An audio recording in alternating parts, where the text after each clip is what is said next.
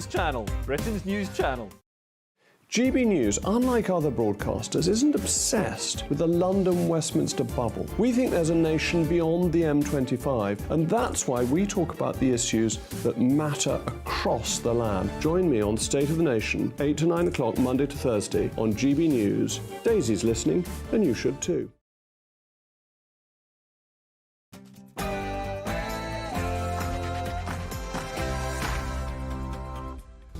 Hello, coming up on the Saturday Night Showdown, Keir Starmer wants the state to brush our children's teeth. Where's our ever-expanding nanny state going to end? And Biden has a sniffing problem, and I'm not talking about Hunter Biden's cocaine. We've got a clip of Joe Biden trying to sniff another girl's hair. And we've got the bizarre story of Jews in tunnels. Not Israeli soldiers in Hamas tunnels. These are secret tunnels dug under New York. But what on earth are they for? This is your Saturday Night Showdown.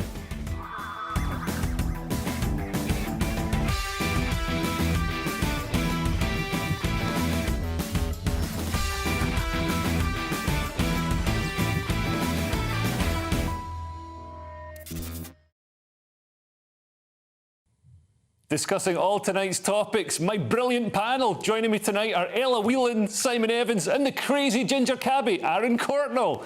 But first, let's get your latest news headlines from Tatiana Sanchez.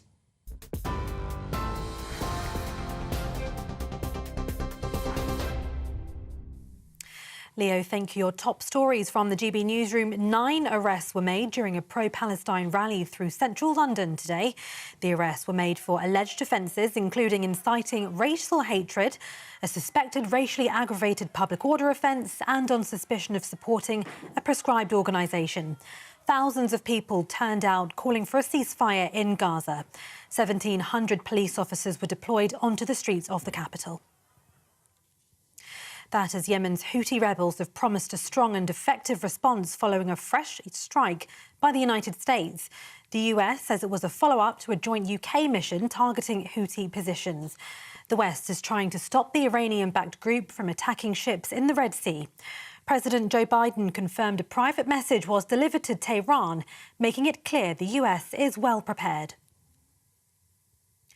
A former postmistress who's planning to run against Sarah Davey at the next general election says he must be brought to justice. The Lib Dem leader was Postal Affairs Minister during the Horizon IT scandal, but has refused to apologise or take any accountability for his inaction. Hundreds of staff were wrongly prosecuted after faulty software led to shortfalls in sub-postmasters' accounts. Sared says he was lied to by the Post Office on an industrial scale. Speaking exclusively to GB News, Yvonne Tracy says she felt compelled to take a stand. I would have loved it if we could have got a sub-postmaster who'd been affected by this to stand against Ed Davey, but I can understand that probably their confidence is not, and they probably are fed up to death with the government, etc. So I thought, it's going to be me. I'm reluctantly doing it, but I feel I have to do something, and this is all I can do. I think he should be brought to account. Around 150 migrants have been intercepted in the English Channel, ending the extended pause in crossings. On board 3 small boats, they're the first to make the treacherous journey since the 16th of December, the longest period without any migrant arrivals for almost 4 years. It's thought bad weather conditions may have prevented more people from crossing the Channel over the past few weeks. And a League One football match had to be abandoned today after around 1,000 Reading home fans invaded the pitch.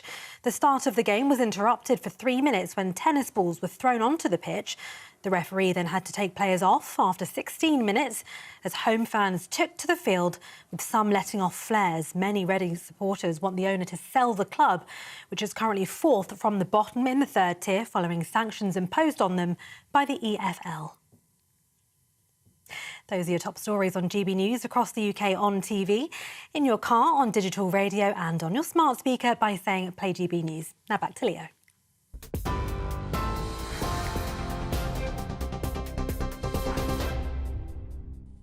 Thank you, Tatiana, and welcome to the Saturday Night Showdown. Now, Keir Starmer has pledged to expand the nanny state and introduce supervised toothbrushing for children in our schools.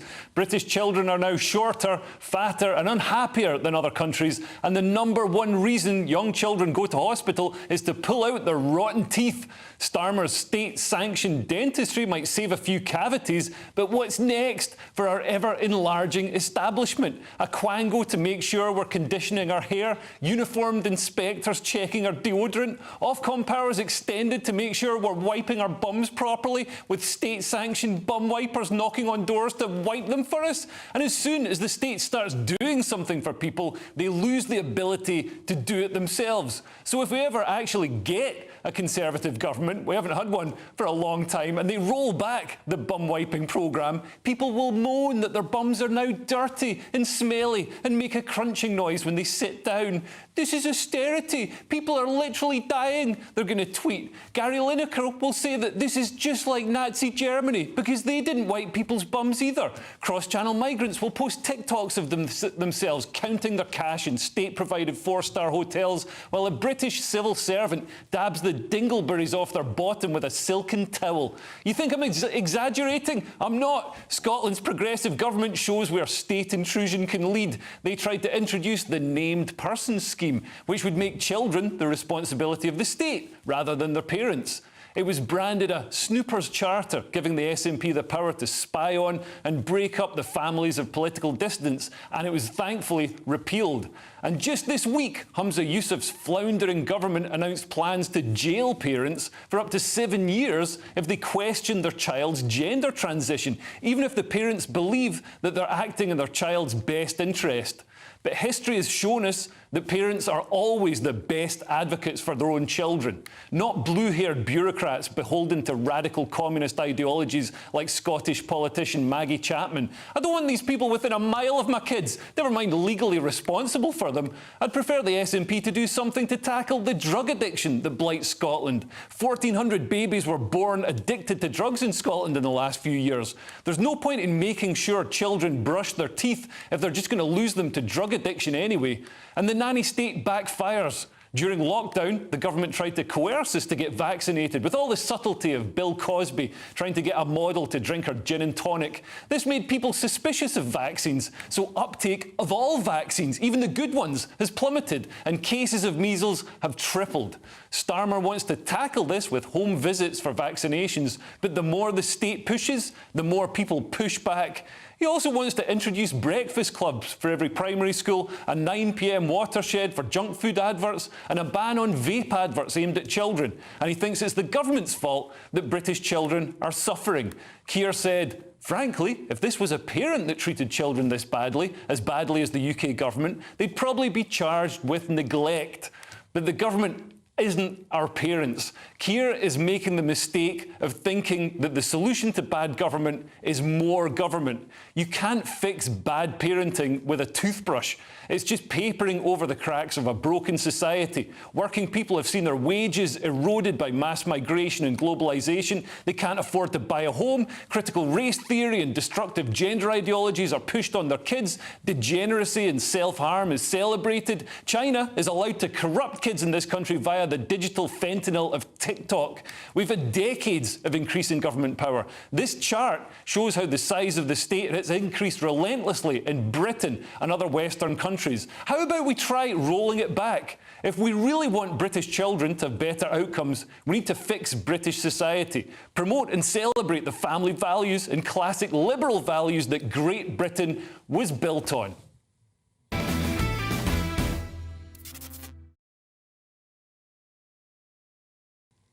I am joined tonight by brilliant broadcaster and journalist Ella Whelan, the fantastic comedian Aaron Cortnell, also known as the Crazy Ginger Cabbie, and he was wandering around aimlessly before headliners tonight, so we've grabbed the wonderful Simon Evans. Ella, are we heading for a nanny state if Labour come into power this year? Well, I mean, Keir Starmer's been pretty explicit that he wants to be Blair 2.0. And I think lots of people remember the sort of Sure Start programme and, you know, the explicit idea that the Blair government had that if you intervene into family life, the state will do a better job than parents. And, you know, within Sure Start, there was all this sort of political ideology that, in particular, if you got working class kids away from the sort of corrupt influence of their parents and into these Sure Start programmes with some nice middle class kids, all the problems in their lives would be solved. So there was a real anti-working class narrative and background to all of it. You know, I think the state does have a role and could do some very exciting and important things for family life. I think there should be state-provided, free at the point of access childcare. That would be something that would solve a lot of Have you just had a child by any chance? Yeah, can you tell? Yeah, all of a sudden. I've just had a baby as well. And yeah, free stuff for babies would suit me down to the ground right now. It would genuinely really help families. It would genuinely do something quite revolutionary for women's freedom. But instead, and you know, I think the Breakfast Club thing, why not? You know, fine. But it comes along with this idea that, you know, rather than tackling the issue that, you know, nobody, young or old, can get a dentist appointment at the moment. Yeah. Or that there is, you know, there are issues with resources for kids and things like that. It has to come with this, explicit nanny state message, which is an attack on parental authority. The idea being that parents are so dumb or so stupid or so mean or so neglectful that they don't brush their kids' teeth. Yeah, no, absolutely. And I think when the state steps in, Simon, you know, that vacuum can never be filled by the parents again. The vacuum can never be restored. Yeah, yes, we've lost that vacuum. It's gone like helium into space. Well, I mean, my main concern is that this policy hasn't come from a Premier League footballer, because Marcus Rashford's connection with the free school meals thing basically sold it to me, you know, whereas this feels much more sinister, coming directly from Starmer. Right. I think if they'd got maybe, I don't know, I don't even know the names of the England Lioness goalkeeper. If she'd come up with this, oh man, if we're talking women's football, I'm definitely not going to know the names. No, in all seriousness, I think the problem with it is exactly as you've stated, which is that it's very easy to turn around and say, listen, half of the kids these days are coming into school without their teeth brushed. Do you really want that to carry on? Because we're not going to be able to enforce it at home. We can't go into every home and put a gun to the parents' head. Don't give them ideas, Simon. So would it be much more efficient to just brush their teeth when they get to school? It can be turned into a group activity. It can be used in order to flesh out all kinds of educational understanding. It can be used for bullying. You can, children who have their teeth brushed at home by parents can point at the kids who need the state. Absolutely, coercion can be brought in. But the problem is that it's just another, exactly as you say, it's another atrophy, another muscle that will be weakened beyond the point of regeneration at home. Parents will be able to go, well, that's a burden off my mind. We can all get up 5 minutes later in the morning now, knowing that they don't have to brush their teeth before or after breakfast. Maybe if we can move them onto some sort of, shake that they can drink in the car on the way to school or on the bus, that can eliminate another 10 minutes. A Colgate shake. Yeah, exactly. Because some people have said, Aaron, that it's difficult to get kids to brush their teeth. Personally, I've had no problem with my kids. A neat trick is mix some Nutella in with the toothpaste. And they love it. If you want to give them diabetes at an early stage in their life, then happy days. They're half Scottish, so... No, yeah, true, that's fair enough. But I just think that I've got a 3-year-old and a 1-year-old. I mean, the 1-year-old, she kicks and screams, and I have to not tie her down, but, just do it myself. But then, the 3-year-old, he knows that before he leaves the house or after he's had breakfast... You've got a 1-year-old with teeth? Yeah, she's got 6 or 7. That's terrifying. They shouldn't have teeth for at least another 6 months. Yeah, I'd get that checked out if I was you. My missus had to stop breastfeeding at 1 year old because she kept biting off the areola. Oh, no, that's no good at all. Yeah. You're going through that at all? Because then they get a taste for blood, and then you're raising potential cannibal. Yeah. It shouldn't be, in my opinion, it shouldn't be down to the schools to do. It's all about parenting. But modern-day parenting now, you find that they're too busy on their phones. As soon as they wake up, they're concerned about social media instead of actually seeing to their kids, I think.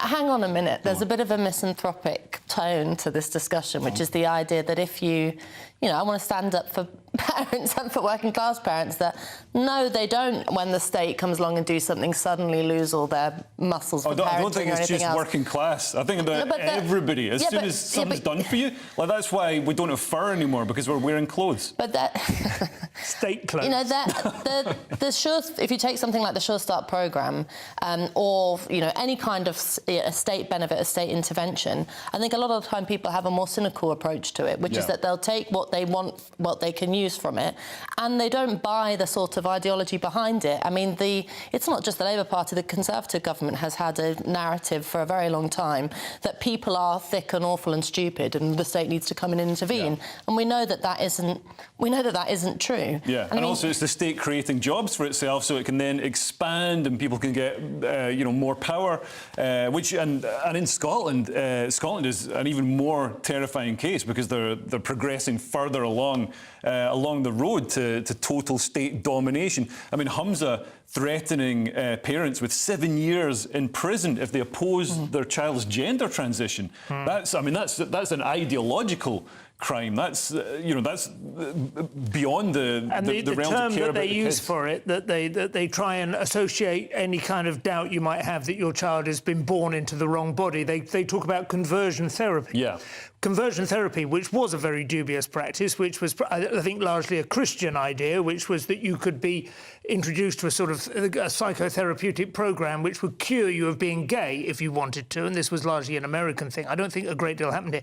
It's very sinister that they've co-opted that terminology, which people quite rightly felt anxiety about, the idea that you would be kind of talked out of being gay, which A, doesn't work, and B, is incredibly sort of, you know, has been debunked. And if anything, this, you know, gender transitioning can be seen in some cases as that conversion therapy. So you're saying to, you know, sometimes homophobic families would prefer that their son transitions and then grows up to be a gay man. And that's certainly how it works in Iran, which is one of the highest transition rates outside of California.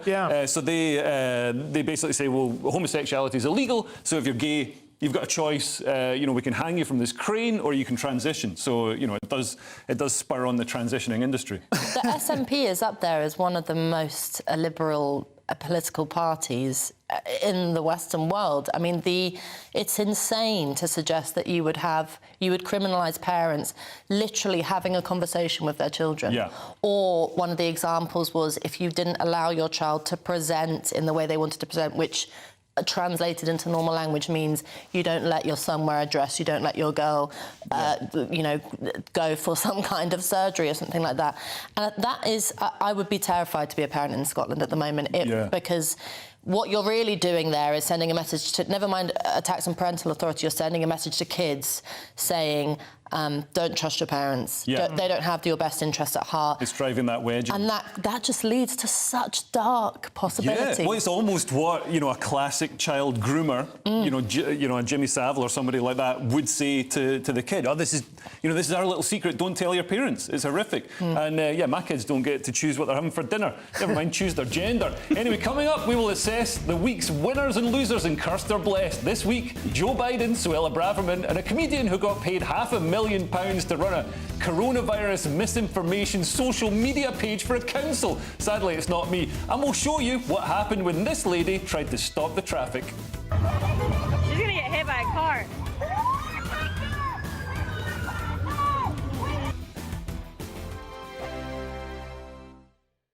Good afternoon, Britain. Good afternoon, Britain. Join us, Tom and Emily, To find out what's happening in the heart of Westminster. and why it matters to you. Weekdays from midday, we bring you the most compelling stories from across the United Kingdom. And from your doorstep to our inbox, That's right, we want to hear from you, GB News. Britain's news channel. Wake up to the headlines with Headliners every morning at 5 a.m. We treat you to the day's biggest stories before anyone else, 7 days a week. You can catch up on everything you need to know before you've even had your kippers. Headliners every morning at 5 a.m. only on GB News, the People's Channel, Britain's news channel. GB News, unlike other broadcasters, isn't obsessed with the London-Westminster bubble. We think there's a nation beyond the M25, and that's why we talk about the issues that matter across the land. Join me on State of the Nation, 8 to 9 o'clock, Monday to Thursday, on GB News. Daisy's listening, and you should too. In the GB Newsroom, we bring you the news as it happens. With our team of dedicated journalists across the UK, we're ready to give you accurate reporting every day. When the news breaks, we'll be there with bulletins on GB News, the People's Channel, Britain's news channel. Big news, big debates, big opinion. Patrick Christie's Tonight is the week's biggest show. Every weekday, 9 to 11 p.m, we've got the inside track on the day's top stories. There'll be sharp takes you won't get anywhere else. We will set the news agenda, not just follow it, and I want to bring you along for the ride. Whatever it is, we'll have our finger on the pulse. It's news, but it's this close to entertainment. Patrick Christie's Tonight, 9 to 11 p.m, only on GB News, the People's Channel, Britain's news channel. Your weekend starts here with Friday Night Live with me, Mark Dolan, 8 till 9 on GB News. Big stories, big guests and big laughs as we get you ready for a cracking weekend. That's Friday Night Live with Mark Dolan, Fridays 8 till 9 on GB News. Bring your own drinks, the admission's free. Tired of the usual focus-tested, pre-prepared Westminster runaround? Well, so am I. So you want higher taxes? Is your department to blame for this? Are you rethinking this policy? Every Sunday at 9:30, I'll be sitting down with those in power to get the truth about the issues affecting you. Let's be honest, we've known about the cost pressures of this project for years, not months. That's the Camilla Tominey Show, a politics show with personality. On GB News, the People's Channel, Britain's news channel. I'm Andrew Doyle. Join me at 7 o'clock every Sunday night for Free Speech Nation, the show where I tackle the week's biggest stories in politics and current affairs with the help of my two comedian panellists and a variety of special guests. Free Speech Nation, Sunday nights from 7 on GB News, the People's Channel, Britain's news channel. On Mark Dolan tonight, in My Big Opinion, the post office scandal proves ordinary people don't stand a chance against the governing elite. People power is dead. Will the post office ever recover its reputation? I'll be asking former government minister Edwina Currie, plus top royal insider Lady Victoria Harvey and radio and TV legend Mike Reid. It's your perfect Saturday night in. Mark Dolan tonight. We're live at 9.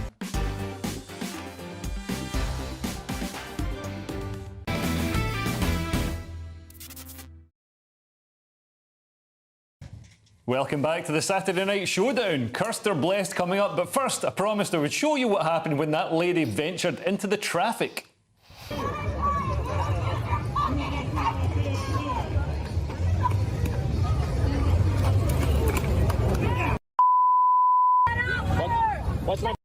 So that was Joe Biden's motorcade. So it just shows, Simon, that the authorities can actually stop protesters who go and stand in the middle of the road when they want to. It's nice to see a kind of medium point being hit there, isn't it? Because the only encouraging sign previously I've seen from the other side of the Atlantic was a bloke getting out and shooting someone. Lying in the road. That was a bit heavy, but I think they maybe found the middle ground now. Yeah.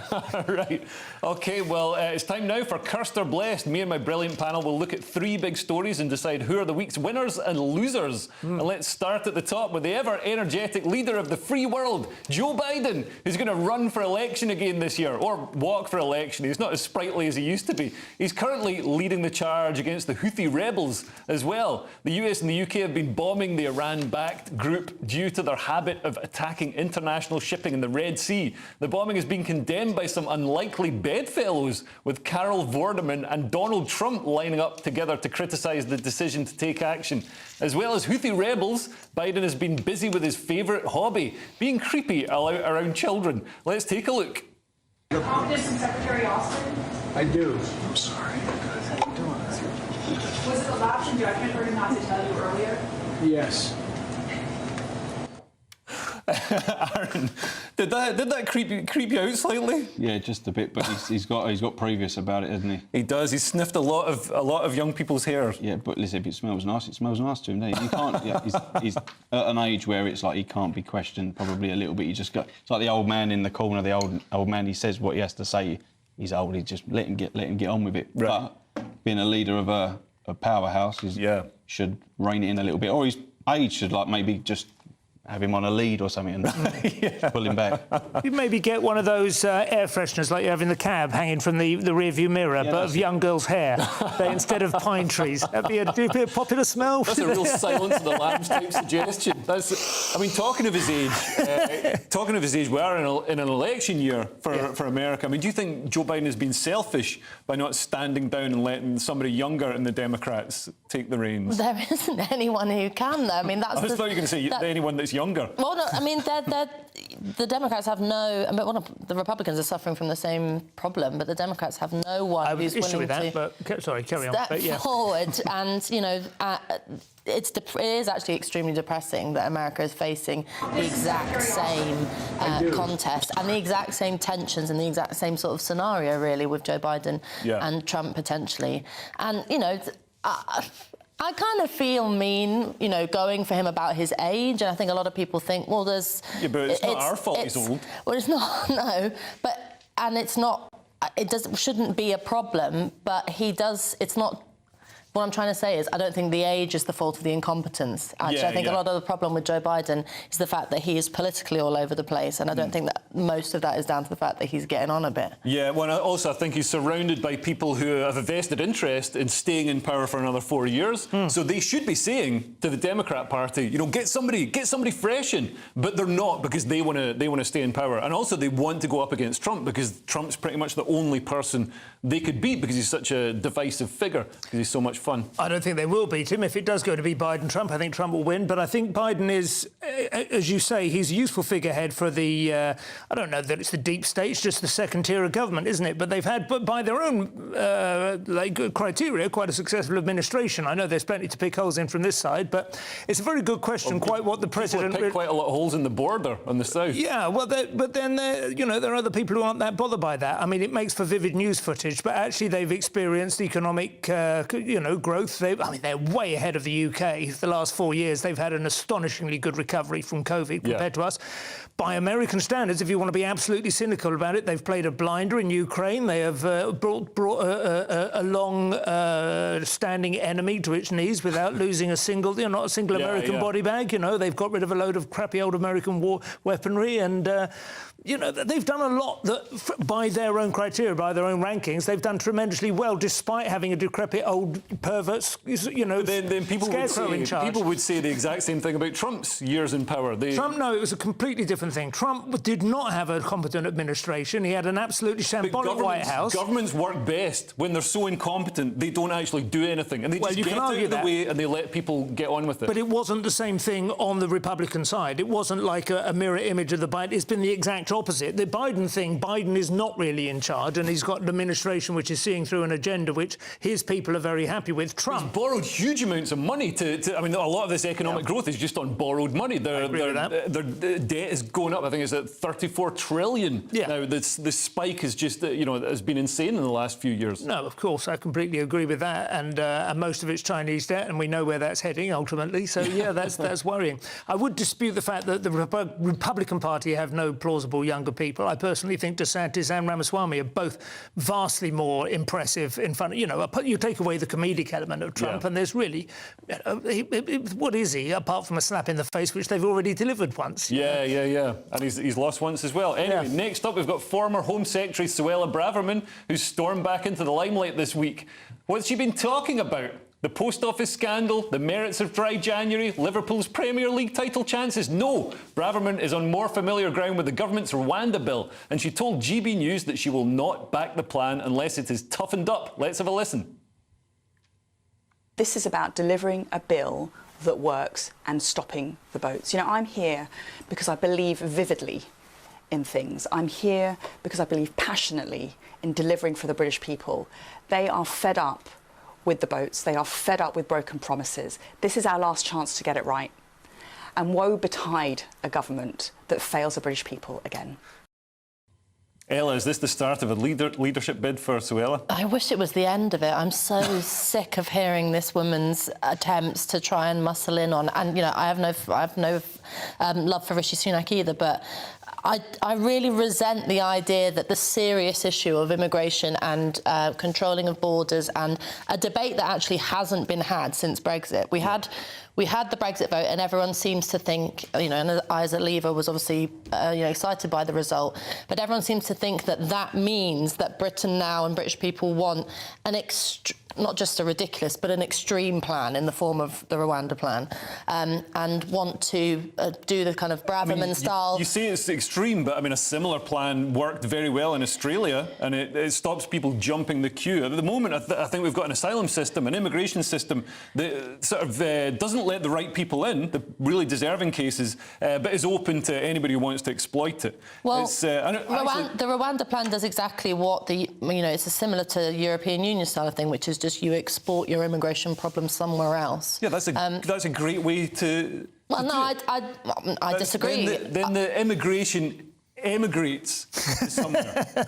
But in a serious note, I think we're in danger if we go along with what Suella Braverman is trying to sort of play cultural politics with the serious issue of immigration and trying to make out like she fervently believes this isn't part of a culture war thing. Actually, Aaron, as a cabbie, it'd be interesting to know what's the sort of vibe, what's the feel you get from people you speak to? That people always have like different opinions. We try to, as a trade, I think they try to enlighten us with their views as passengers, and all. We pick up loads of people from Parliament and all that during a working period, but it's like we try to, believe it or not, cab drivers try to sort of steer clear, excuse the pun, of those types of conversations, because no matter what, we have a reputation for ourselves a little bit, but it's a bit wrong, so we tend to sort of just like, do you know what? Whatever gets decided, we have to just roll with the punches. I always manage to get cabbies talking about it. Really? They're not in my phone book. I try to not talk to them about it. But yeah, I mean, look, the football team that I follow, Arsenal, on their sleeve it says visit Rwanda. So maybe Arsenal can fly her over there for Are they sponsored by Suella, or is that the Rwandan tourist board? Possibly. She's probably got some form of involvement in there, maybe. I don't know. And Simon, I mean, do you think the bill will actually pass? I mean, it's been criticised on both sides. It's too extreme for people on the left, and it's nowhere near. It's too weak for Suella. I don't know whether it'll pass, but I know there's a significant contingent in the Tory party who are trying to attach amendments to it that they think without which it will fail in its objectives, and I think they're probably right. If the last 10 years have taught us anything, it's that there is a huge battalion now, whatever you think of them, of either well-intentioned or interfering lawyers and so on, who will pick holes in any attempt to deport a single individual. They will just tie it up with red tape for so long it would actually be cheaper to put them up in the Ritz. Yeah, so the government, the people elect the government to enact the will of the people, and then these unelected bureaucrats and lawyers and NGOs step in and stop that will being enacted. I mean, in all seriousness, I also would refute the idea that Suella Braverman is playing any kind of culture war, because she is simply, this is a government bill and she's trying to tie it and tighten it up so that it actually performs its function. If the people of the country don't want to see the small boats stopped, or if they feel Rwanda is some kind of gesture that has no real substance to it, they're going to have an election pretty soon in which they can express that view, and we'll see what Keir Starmer brings. But nobody on the left seems to have any alternative plan other than just simply saying, let them in and find work for them. And, we already know the level of illegal immigration or undocumented immigration. It's a massive source of anxiety in this country, anxiety which was, ironically, briefly quelled and suppressed after Brexit. Everyone was satisfied they'd had their say and that this was going to turn it, and then it's turned into a completely, another order of magnitude. They know it was going to get much worse. Exactly. There is a coherent left-wing position around immigration, which isn't just let them all in. And as someone on the left who's also voted for Brexit, you can make the distinction between having an importance of democracy and the idea of controlling borders without going along with Suella Braverman's particular flavour of sort of pull up the drawbridge and sort of an almost sort of like isolationist. Well, what will the left do to control the border across the English Channel? What would they do? What's the policy? Well, I'm not Madam Chairman for the left, so I can't announce that. But my view would be that you would have a sensible approach to the whole. You have to look at the whole immigration system, because at the moment we have a system in which we are sort of cracking down very hard on asylum seekers and on what would small you do? votes issues. What would you do? And illegal immigration should be dealt with. You know, have a proper system that just functions in a centre somewhere, and you deport people who are coming here illegally. This sounds exactly like Suella's. No, it doesn't. If you just let me finish, no, it isn't, because under this current government, you've had the Windrush scandal. You've had several instances in which it looks like the government thinks that people want to talk about immigration. OK, so what we'll do is kick out a few black people,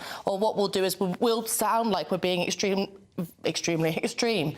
But in actual fact, the immigration system, in terms of being extremely, you know, punitive for not letting people come in. You're still criticising the right rather than saying what the left would do. Anyway, we've got to move on. Next up, somewhat less of a household name, Southend internet comedian Simon Harris, who goes by the name Men Behaving Dadly on social media. Now, one look at my clothes will tell you it can be hard to make money as a comedian. Thank you, TK Maxx, but not in Simon Harris's case. He got paid £500,000 by the council to run a social media page countering COVID misinformation, or spoiler alerts, as I call misinformation. News of this emerged when financial documents were released this week, and in the understatement of the year, the leader of the opposition council said there were concerns over the amount spent. I mean, Simon, does the hypocrisy rankle with you? You've got this lefty comedian who's always at the Tories, no offence, Ella, who's always at the Tories, but he's taking vast, like, money that, you know, a Tory MP could dream of. I cannot understand. We covered this on Headliners, and I cannot understand how it. I mean, I would love to see the full minuted meeting where it was agreed that this bloke would get £500,000 just to persuade. It was absolutely mind-boggling. My wife did PR for Kate Bingham and the Vaccine Task Force during the COVID inquiry, and one of her jobs was to try and create content that would encourage people from certain ethnic minorities, for instance, who were vaccine hesitant. That was the term used. Yeah. She would, and she had and this was a nationwide campaign. She had tiny specks of budget compared to this. That's for the whole government vaccine rollout. Yeah. This absolutely beggars belief. We're treating it as a joke, and it is an hilarious grift. I've never even heard of this comedian. I don't know they call comedian. I'm not saying like comedian, like I don't think he's funny. I've literally never heard of him. But, I mean, fair play if you can get £500,000 out of your council. I don't suppose many of us would turn our nose up at it, but it is absolutely staggering. It's an extraordinary example of complete mismanagement. For what looks like, you know, very little work. And Aaron, I mean, this is because you live in Essex. This is in Southend. Southend are putting up their council tax. Southend Council. These are the people who paid £500,000. Do you think they could maybe put their council tax down and stop just spending like a drunk sailor? I mean, they possibly could. I'd like to meet this fella down the pub and see if he would buy a round of drinks for everyone. I don't know how he's got away with this, but I mean, to be fair, the prices of drinks in South East England that would get one round. Yeah, but he. Do you know what? Fair play to him. He's the one that put himself out there to be like, I'll do this, that, and the other, and he's sort of got away with it. But he's managed to get something, and people have done worse things and got paid for it. You know. So but that's taking money. That's £500,000 that could have been spent on needy children. No, but I get. But then you've got other toothbrushes. You've got other councils around, like the UK, that are putting plant pots that cost X amount of thousands of pounds to stop people driving down their roads. Yeah. So councils all over, like Great Britain, especially in London, for example, doing my job, I can't do my job to the best of my capabilities because there's a plant pot in the middle of the road. Yeah. Do you know what I mean? How much did that cost? That's cost thousands of pounds. Yeah. So these people that have voted yes to these plant pots, they still drive diesel Range Rovers or diesel vehicles. So I can't drive down your road, but you can drive down my road. Yeah, yeah. So look, he's made a bit of money. If it's untoward how he's got it, then obviously try and get a bit of money back out of him. Yeah. Well, one of the payments that he was given was £100,000 in one go. In one go. Which, you know, when I was seeing all this stuff with the post office scandal, I mean, you wonder whether some sum has been done wrong somewhere, and he's got lucky with it. But, you know, if they did want to do... I mean, I was a volunteer jabber throughout the part of the pandemic, and none of us got paid. We just, you know, did it volunteers. So I think that it says something... Well, yeah, I was obviously in the wrong job, but it says something about politics at the moment, that the council was giving hundreds of thousands of pounds to someone to create behavioural change, which is like the big thing of the moment. But not do the actual work itself. Yeah. Well, anyway, next on the Saturday Night Showdown, we are going worldwide as German farmers take to the streets and New York Hasidic Jews take to secret tunnels. Plus, I'll show you what happened when this Chinese lantern was released into the sky.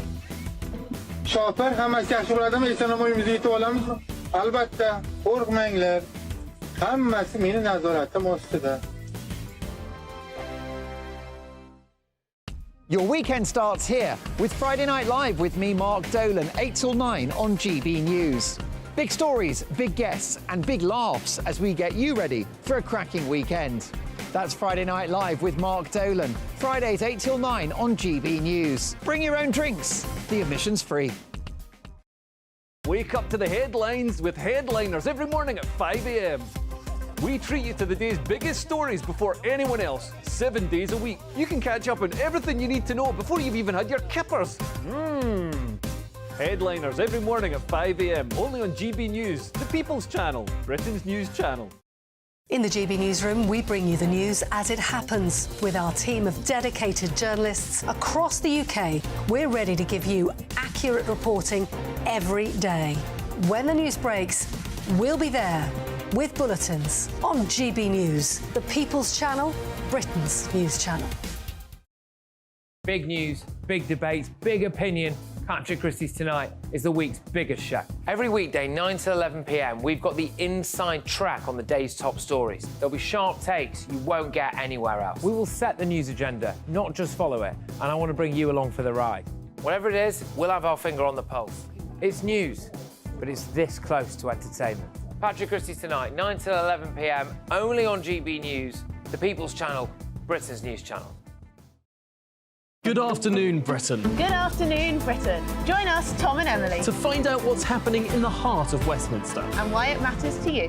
Weekdays from midday, we bring you the most compelling stories from across the United Kingdom. And from your doorstep to our inbox, That's right, we want to hear from you. GB News. Britain's news channel. GB News, unlike other broadcasters, isn't obsessed with the London-Westminster bubble. We think there's a nation beyond the M25, and that's why we talk about the issues that matter across the land. Join me on State of the Nation, 8 to 9 o'clock, Monday to Thursday, on GB News. Daisy's listening, and you should too. I'm Andrew Doyle. Join me at 7 o'clock every Sunday night for Free Speech Nation, the show where I tackle the week's biggest stories in politics and current affairs with the help of my 2 comedian panellists and a variety of special guests. Free Speech Nation, Sunday nights from 7 on GB News, the People's Channel, Britain's news channel. GB News is Britain's news channel, and now you can support it. All you have to do is scan that QR code that's up on your screen right now, or you can go to gbnews.com/support and become a GB News member. You'll have fantastic benefits. We're also going to organise special events where you as GB News members can meet the presenters, the on-screen faces. Scan the QR code or go to gbnews.com/support. Thank you so much.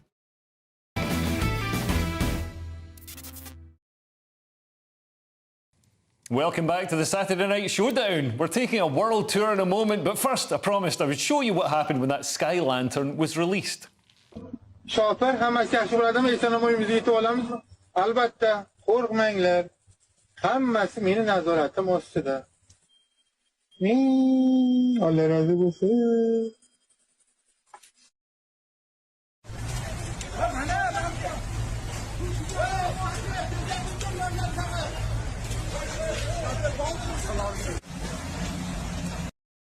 So a handy reminder there not to release flying flames into your house.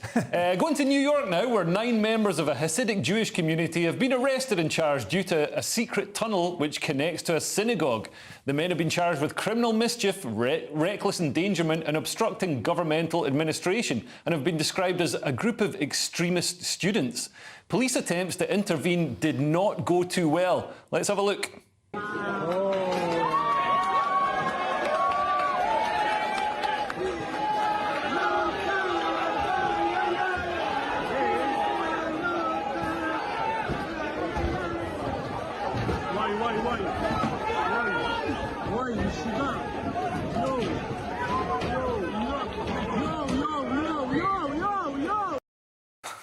It's like an outtake from the Blues Brothers. Aaron, do you buy the explanation that these tunnels were just rogue students? Yeah, possibly. I mean, imagine it over here. If that was caught over here, Sadiq Khan would probably try and put a toll charge on it. People going through the tunnel, do you know what I mean? But co-opt it into the transport network. Yeah, he's... I don't know. Were they rushing off to try and get themselves a bit of toothpaste and a new toothbrush? I heard Keir Starmer was in town or whatever, but I don't know. It's truly bananas what's going on in the world. You'd never think that would be happening in this day and age. I don't think. Yeah. In this day and age. Distinctly 18th century practice, that. Hasidic Jews burrowing under Metropolis. I thought we'd established that wasn't exactly... There was a fella that was saying it was living above it. He said, I'm sure I can hear people underneath, making This was a hilarious tweet. Muttering in Yiddish. Yeah, he tweeted saying that he's like, I live in the basement and there's nobody below me, but I can hear Jewish voices. Yeah. I can hear Yiddish being spoken in the soil. It's an old New Yorker cartoon with a bloke lying in bed with his wife going, OK, fine, you heard a seal bark, and there's a seal sitting on their wardrobe. Yeah. I think everybody slammed this guy. They said, oh, you're anti-Semitic, you're hallucinating, even your hallucinations are anti-Semitic. And so he's obviously been like a pig in muck this week because he's like, well, listen, I'm vindicated. To be honest, if you just watch that footage, it's good that it's on a news channel because it just looks like a ridiculous... It looks like an early Woody Allen film, doesn't it, basically? It's like a satire on...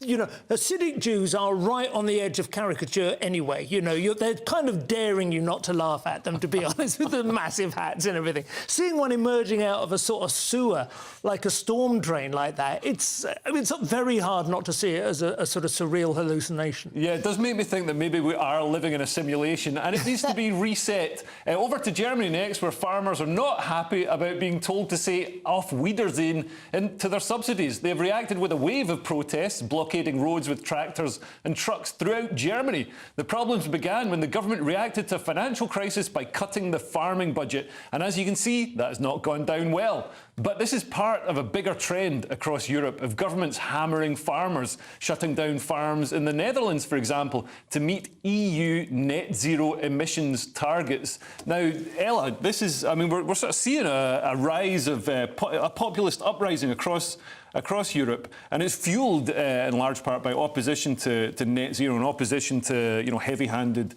government action against people like the farmers. What's happened in Germany is remarkable. Since 2001, the number of farms has almost halved from about 450,000 to 250,000. Whoa. People literally cannot afford to farm anymore because there have been successive crackdowns on things like fertilisers and pesticides. Angela Merkel in 2019 announced a 20% cut in that. The EU has these directives around nitrates and things like that. Germany's very keen on trying to keep in line with that, and that essentially means that the price of farming goes through the roof. There's, fertiliser extremely expensive, and there's all these new rules coming in around animal husbandry. So, the kind of Greens want to talk the talk about organic living and small holdings and everybody being like the good life. Half of us will have to starve if we do that. Well, yeah, but if you want to have food security, and particularly in this country, it's quite a serious issue that we've realised, after the war in Ukraine broke out, suddenly you realise that you import a huge amount. As well as our people. And it's not just my husband from a farming background, so we talk about this a lot, and it's incredibly hard to farm at the moment across Europe. Simon, just quickly, the EU was set up to provide the food security that Ella was talking about. After the war, so then we had butter mountains and milk lakes and all the rest of it. Now the EU seems to be moving in a different direction and cutting the amount of food we've got. The common agricultural policy, that was why Britain was kept out of the EU for as long as it was, because they didn't want us to interfere with that and complain about it. That's absolutely right. It is interesting that obviously they're not saying that they're complaining that their subsidies are being withdrawn, which Germany is being forced to do because its budgets won't balance. Germany is going through a rough time of it generally at the moment, and this is like the most visible aspect of that. But it's quite interesting. I think they're a lot like Man United after Alex Ferguson left. As soon as Angela Merkel walked out that door, they've been on a steep slide. Things are that bad. OK, well, still to come on the Saturday Night Showdown, we'll discuss the shocking post office scandal and ask if TV licence prosecutions could be next for the ITV drama department. There's another scandal. And our final, what happened next of the evening? Let's take a look at life on the open road.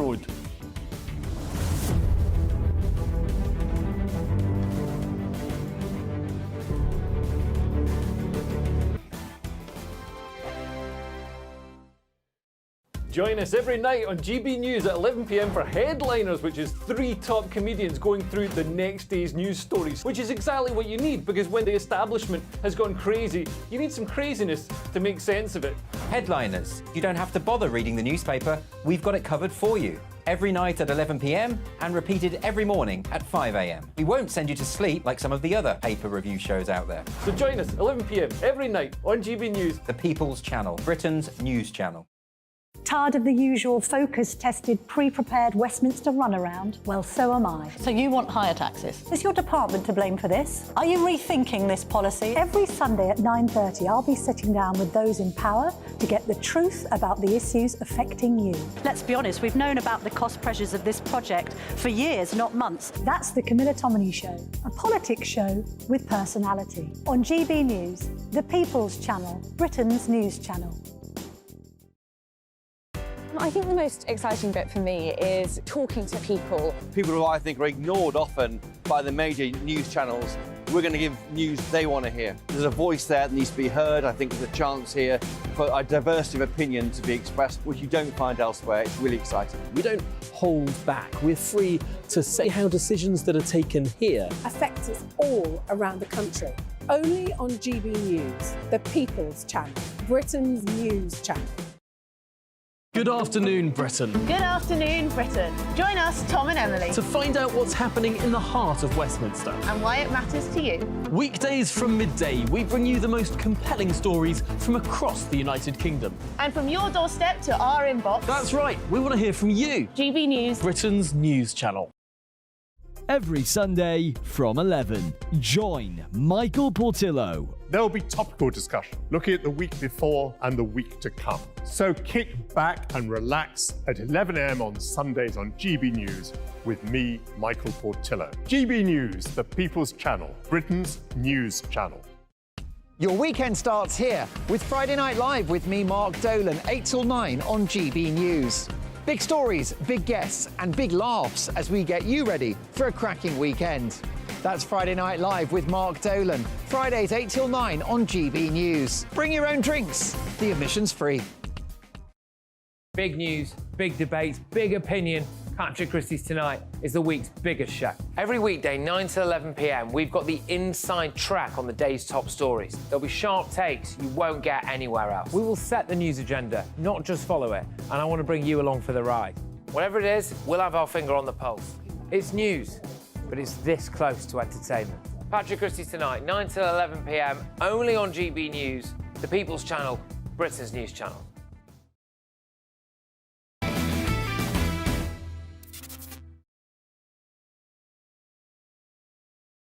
Welcome back to the Saturday Night Showdown. It's time to delve into the post office scandal in a moment, but first I promised you I would show you what happened in that video.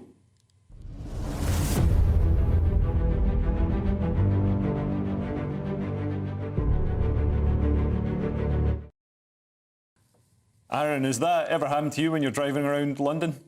A helicopter, no.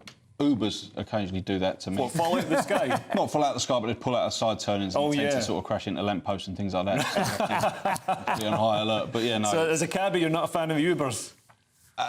No comment. Is there like grudge? Is there a grudge between you, like there is between? I don't know. I think at the start when they first came into town, there very much was, and how they got their licence is all up in the air at the minute. But it's just we feel a little bit hard done by. We go through a strict process of passing the knowledge and like putting years into it to earn the right to apply for hire and do that, and then they come into town. Basically, me, 89-year-old nan, could just basically apply for one of their licences and put through a Chinese takeaway menu as a proof of insurance and then be on her way in a Prius. Well, moving on, we've got the post office scandal, which continues to hit the headlines. It's been called the biggest miscarriage of justice in history as hundreds of postmasters try to overturn convictions based on a dodgy computer system. I've been wondering if there are any more huge scandals looming, and the prosecution of people for not buying a TV licence springs to mind. This week, a woman from County Durham with learning difficulties and depression was prosecuted and convicted for not paying her licence. Aaron, what do you make of the post office scandal? And could it be the tip of the iceberg? possibly. It is a bit of a... It's shocking, really, what's happened. You don't expect that with the post office. You think that they should be elite in what they're doing, especially over here. Yeah. But makes sense as to why I'm sort of lacking in my Christmas cards this year. I wondered why I only got one, and that was from the missus. So the post office not doing their job. Yeah. Maybe checking them for fivers. I mean, Ella, I think the biggest cause for prosecutions of women is non-payment of TV licence, and that's because apparently because women tend to be in more than men when the licence inspectors come. Yeah, and also it's usually women that are handling the bills and organising family finances and things like that. That's and why I don't let my name appear on a form anywhere. They'll never get my dabs. Yeah, but it's interesting because obviously the post office scandal is something really specific. There's a huge number of people. The level of sort of, I don't want to get sued here, but sort of it seems like lying, corruption, sort of cover-ups is. Every day something else comes out. Yeah. But this, we are in the midst of quite a series of scandals, whether it's the sort of tainted blood scandal, what's happening, and the TV licence fits into that, which I think there's a general tone coming up in this next election that a lot of people feel like, number one, things don't work, but number two, if you don't have an ear of someone in a position of power, you just get screwed, you don't get listened to. And obviously some of the people who have been through such a rough time at the post office kind of encompass that sort of feeling of they have tried again and again to have their voice heard and have been literally told by whether it's Ed Davey or anyone, or Paula Reynolds or anyone else, Tony shut Blair. Up and go away. Oh yeah, exactly.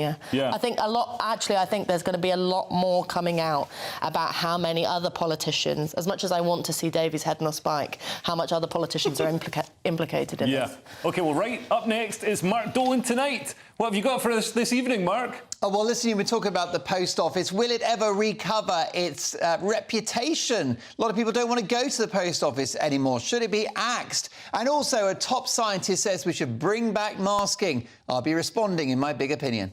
Have you got your scissors out again? Of course I do. And a flick knife and quite a lot of explosive material. OK, well, thanks to my brilliant panel tonight, Ella Whelan, Simon Evans and Aaron Courtnall. See you again next week. Bye. Looks like things are heating up. Boxed boilers, sponsors of weather on GB News. Hello there, good evening. I'm Jonathan Fortry here of a GB News weather forecast provided by the Met Office. We've got a mixture of variable cloud and some clear spells to end this first half of the weekend, and that is quite key in terms of what conditions you will see overnight. Where you do see some of those clearer spells, temperatures could just drop off a touch with some pockets of frost developing, mist and fog patches as well. But those areas that hold on to the cloud will probably see temperatures just hold up slightly above freezing. Many of our towns and cities around 1 or 2 degrees Celsius. So not a widespread frost, but still a chilly start to Sunday morning. A reasonable amount of cloud holding on for Wales, central southern England throughout Sunday as well. A few sunnier breaks to watch out for, but it's the northern half of the UK where we'll see some slightly more prolonged areas of sunshine. Showers, though, across northern Scotland will be falling as snow, even to lower levels. Combine that with some very strong winds across the north-east. They've got the risk of drifting snow and feeling very bitter in those winds, even towards the south. A fairly cold day, 6-7 degrees Celsius. But it's that very cold Arctic air in the north that's going to sweep its way southwards over the course of Sunday and into Monday. Those blue colours covering the entirety of the UK. So some of us will certainly have to scrape the cars first thing on Monday morning. The showers will be continuing to push their way into the north, primarily from northern Scotland, but we'll see also some snow showers for Northern Ireland, perhaps a few for the far west of Wales, southwest England, as well as skirting into Humberside and parts of Norfolk as well. Further inland, widespread blue skies, but feeling very cold, and the cold conditions continue right throughout the week. Bye-bye. A brighter outlook with Box Solar, sponsors of weather on GB News.